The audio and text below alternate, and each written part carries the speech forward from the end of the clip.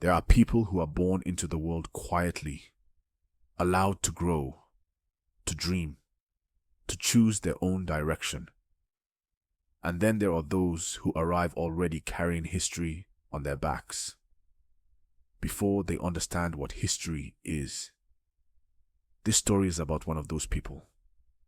Before the titles, before the offices, before the world learned his name.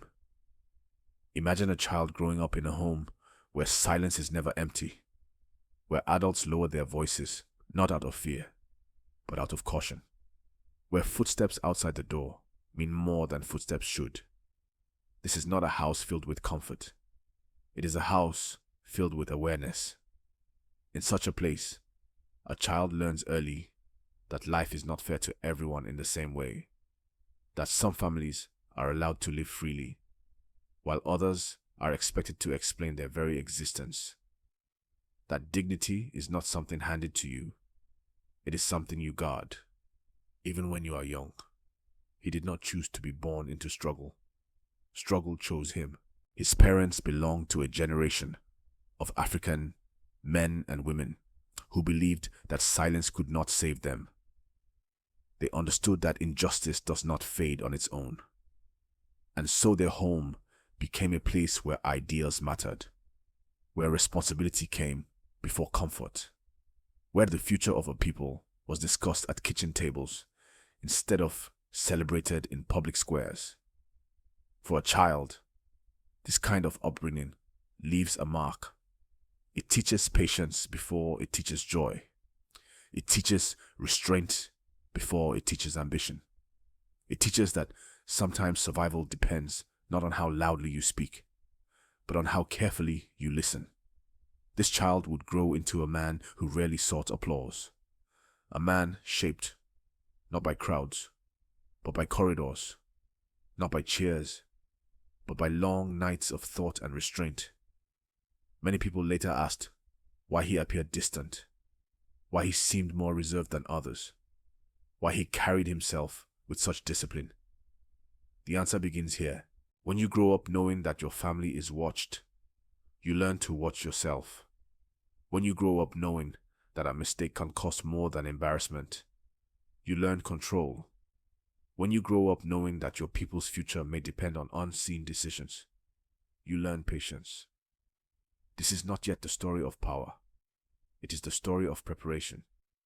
Because long before he stood anywhere near leadership, he learned a lesson that would follow him all his life. Freedom does not begin with rescue. It begins with responsibility. And for some, responsibility arrives before childhood is finished. This is where his journey truly begins. He was still young when he learned that there are moments in life when staying becomes more dangerous than leaving. South Africa, at that time, was not simply a country.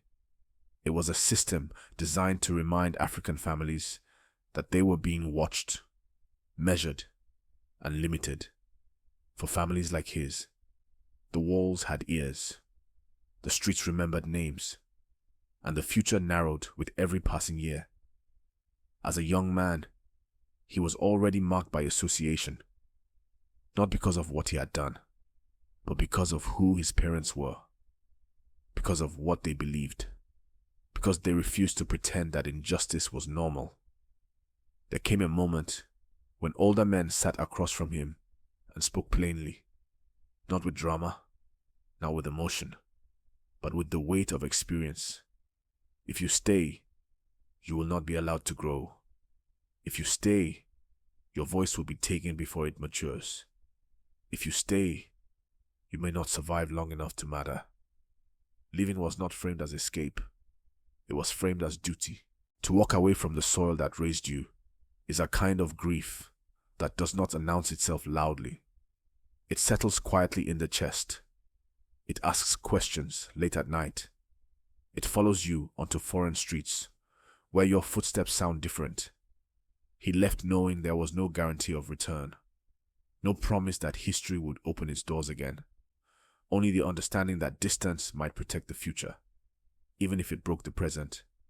Disguised movements, careful routes, A journey that had to look ordinary to outsiders, but meant everything to those who understood. He crossed borders, not as a traveler, but as a responsibility being carried forward.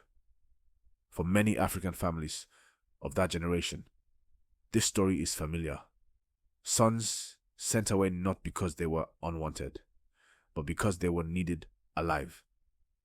Children asked to carry the memory of home so that one day it might be reclaimed. As he moved farther from South Africa, the land did not loosen its grip on him. It tightened. Distance sharpened his sense of belonging instead of erasing it. He learned that exile does not erase identity. It tests it. Every classroom he entered, every conversation he joined, every foreign sky he stood beneath, carried the same silent question. Who are you becoming now that you are no longer protected by home? He answered that question, not with anger, and not with haste, but with discipline. Leaving taught him something that would guide him for the rest of his life. Freedom is not always found where you stand. Sometimes it is found in the choice to endure separation for a purpose greater than comfort. This was not a departure fueled by hope alone. It was fueled by responsibility. And once he crossed that line, there was no turning back. Exile does not begin with movement. It begins with waiting. In foreign cities, his days were filled with classrooms, books, and meetings that looked ordinary from the outside. But inside, every hour was shaped by distance. Distance from home, distance from family, distance from a country that was still burning, while he learned to sit still and prepare. This was not the exile of rest. It was the exile of vigilance. News from South Africa arrived like weather reports of storms he could not outrun. Arrests, trials, disappearances, and then the news that cut deepest of all: his father had been taken, charged, and placed in the hands of a system that rarely released its grip gently. To fear for a parent from afar is a quiet kind of suffering. There is no door to knock on, no courtroom to enter, no shoulder to lean on at the end of the day. Only the discipline to continue, even when the heart wants to stop. He learned to carry grief without spectacle, to turn worry into focus, to transform anger into patience. While others measured success in applause or recognition, he measured it in endurance. Could he continue to serve without being seen? Could he prepare for a future he might never live to see? Could he remain faithful to a cause that offered no guarantees? These years shaped him more than any title ever would. He worked with people who spoke of revolution with urgency, and with those who spoke of survival with caution. Between these voices, he learned balance, between passion and restraint, between hope and realism, bringing a calm presence into rooms filled with tension. This was not weakness, it was control. Many who fight from the outside burn fast. They speak loudly, exhaust themselves, and disappear into memory. He chose a different path, a longer path, a quieter one. There were nights when the loneliness pressed harder than ideology ever could. Moments when the question returned, again and again, will this sacrifice mean anything? And each time, the answer was not spoken aloud. It was lived. He stayed, he studied, he organized, he waited. In exile, he learned that history is not only made by those who stand at the front, it is also carried by those who hold the line when no one is watching. For many African people listening today, this part of the story feels familiar. The years spent working far from home, the letters that took too long to arrive, the feeling of being necessary, yet unseen. He became the kind of man who could survive long stretches without praise. who could accept that his role might be essential, even if invisible, who understood that sometimes the greatest contribution is simply refusing to leave the work unfinished. Exile did not harden him. It refined him. By the time history began to shift, he was ready not because he was loud, but because he had learned how to endure. And endurance, more than passion, is what carries a people forward. Some people are remembered because they stood at the front, others because they shouted the loudest when the moment arrived. He was remembered for something quieter. As the struggle matured, it became clear that not every battle could be fought in the open. There were doors that could not be kicked down, rooms where voices had to be lowered, decisions that had to be shaped carefully, away from crowds and cameras. This is where he found his place. He was not drawn to the stage.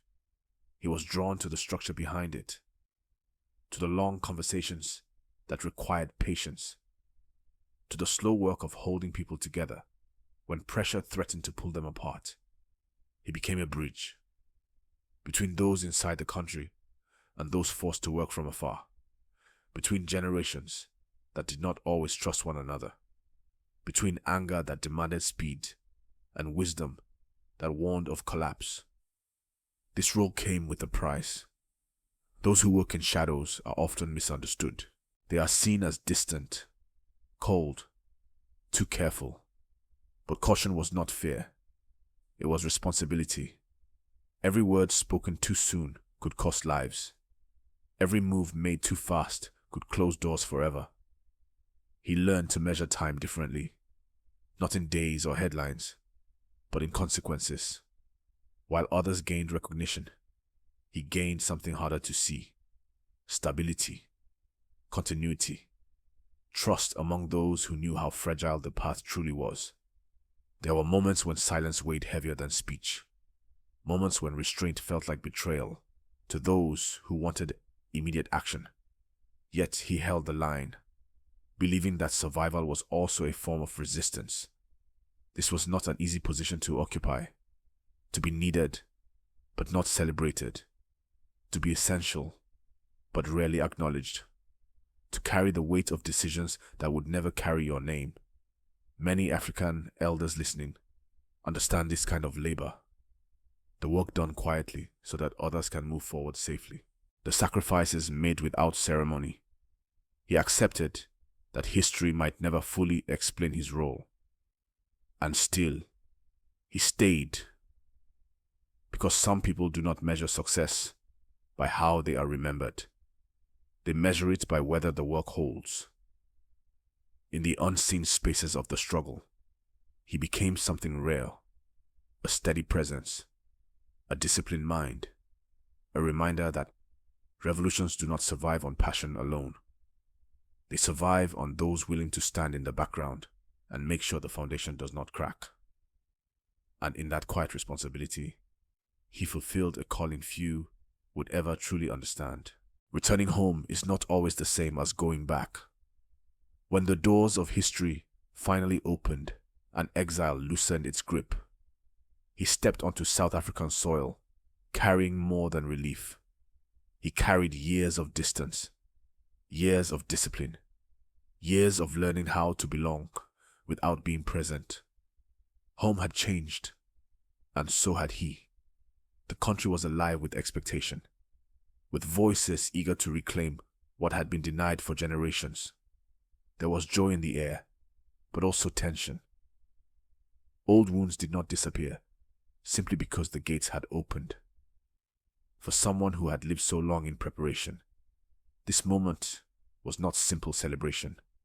It was adjustment. He returned, not as the young man who had left, but as someone shaped by long corridors of negotiation and restraint. He had learned to think slowly in a country hungry for speed. He had learned to measure consequences in a nation eager for immediate justice. This created distance.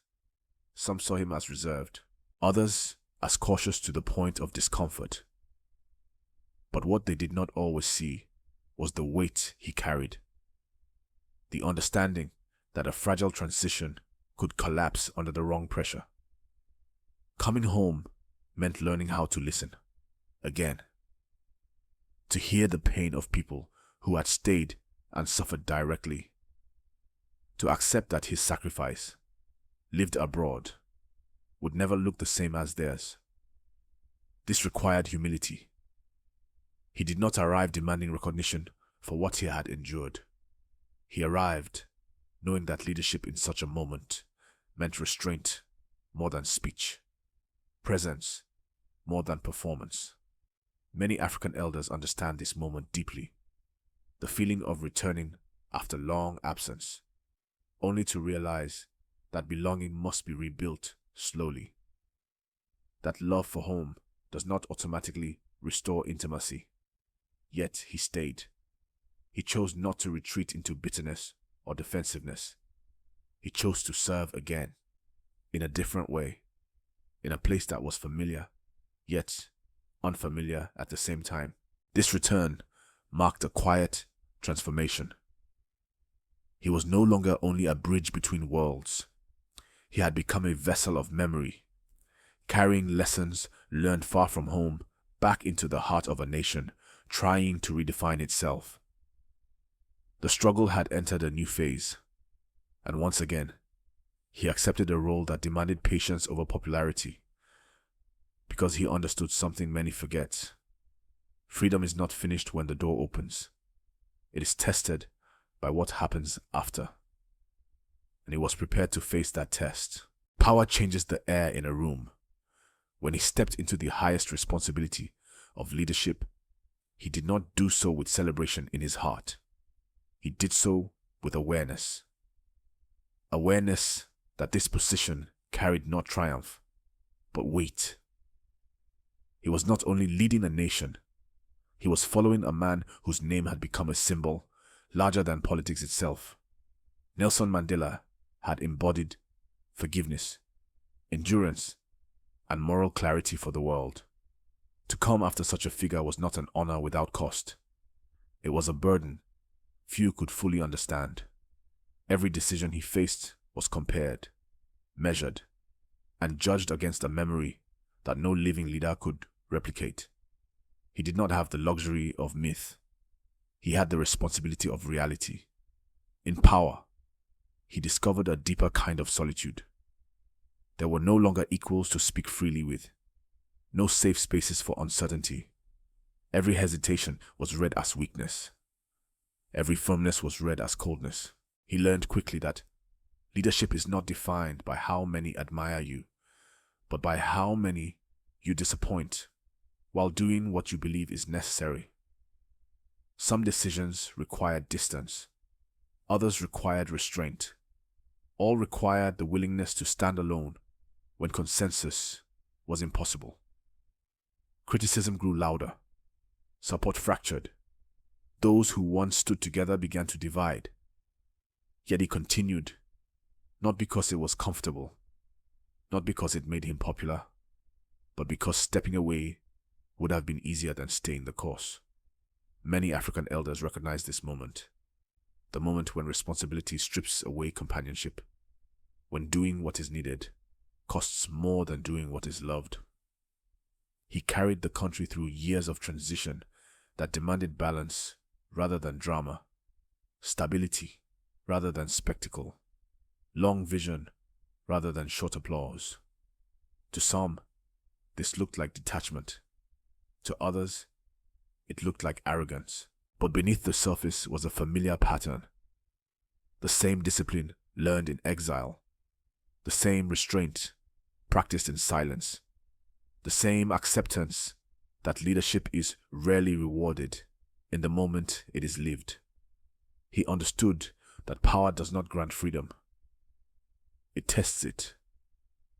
And he accepted that his role was not to be celebrated as a hero, but to endure as a steward, holding the line long enough for the nation to continue standing. This was the loneliest chapter of his journey, and yet it was one he did not abandon, because some responsibilities cannot be shared.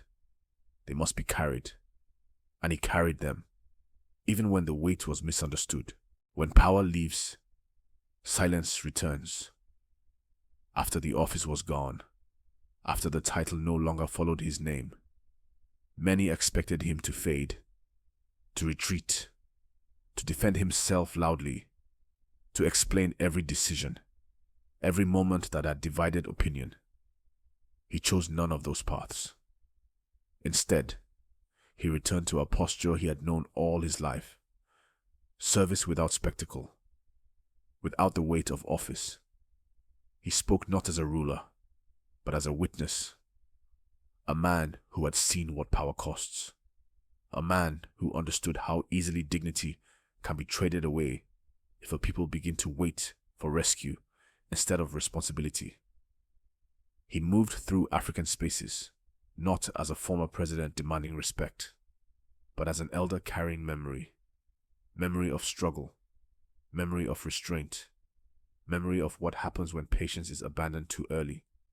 To some, his legacy remained complicated. To others, unfinished. But legacies are not always settled by agreement. Sometimes they are settled by endurance. He continued to speak of African dignity in a world that often spoke of Africa only in terms of need. He continued to insist that liberation is not a gift, it is a practice. And then, quietly, the full meaning of his life came into focus. A child raised in caution, a young man shaped by exile, a leader refined by solitude, an elder returned to service without applause. His journey was never about being rescued. It was about refusing to wait. For those listening late at night, for those who carry long memories and quiet sacrifices, this story may feel familiar. It is not the story of a perfect man. It is the story of a disciplined one. History. Legends often celebrate the loudest victories, but history for sleep is carried by quieter truths. African history is filled with figures whose strength was patience. Historical facts rarely explain what endurance feels like. Black history lives not only in triumph, but in restraint. If there is one lesson his life leaves behind, it is this: no one comes to save a people who refuse to stand for themselves. Freedom begins the moment waiting ends. And as long as these stories are remembered, passed hand to hand and voice to voice, the work continues. Because a people who remember who they are never truly disappear. There is a moment late in life when the noise fades and meaning becomes clearer, when titles no longer introduce you, when history stops arguing and starts listening. This is that moment. Looking back, his life does not read like a parade of victories. It reads like a discipline, practiced over decades. A refusal to rush, a refusal to beg, a refusal to wait for permission to stand upright. He was never the loudest voice in the room. He was often the one reminding others that shouting does not replace direction, that anger without patience can undo its own purpose. His choices were not always understood.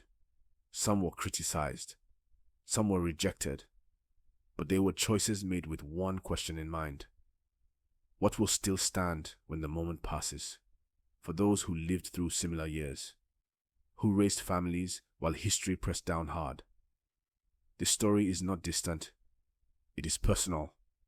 It echoes the lives of men and women who carried responsibility quietly, who worked without recognition, who believed that dignity was not something to request, but something to practice daily.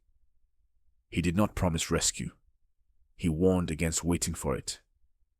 In that warning lives his true legacy, not a lesson of fear, but a lesson of strength, that a people remain free only as long as they choose to act like it, that independence fades when it is treated as a gift instead of a duty, that memory, when carried honestly, becomes a shield against erasure. This is why his story matters, not because it ends neatly, but because it mirrors real life. A life where restraint can be braver than rebellion. where patience can be sharper than rage, where endurance quietly outlasts spectacle. So if you carry this story forward, carry it gently. Tell it not as a myth, but as a reminder that freedom begins within, that waiting weakens the spirit, and that standing upright, even in silence, is sometimes the most powerful act a person can choose. As long as such stories are told, history legends will not be reduced to slogans. History for sleep will continue to soothe minds with truth instead of illusion. African history will remain a living inheritance, not a forgotten chapter. Historical facts will gain meaning beyond dates and names, and Black history will continue to speak, not through noise, but through memory, because the people who remember their discipline, their patience, and their dignity are never truly finished. They are simply waiting to be heard.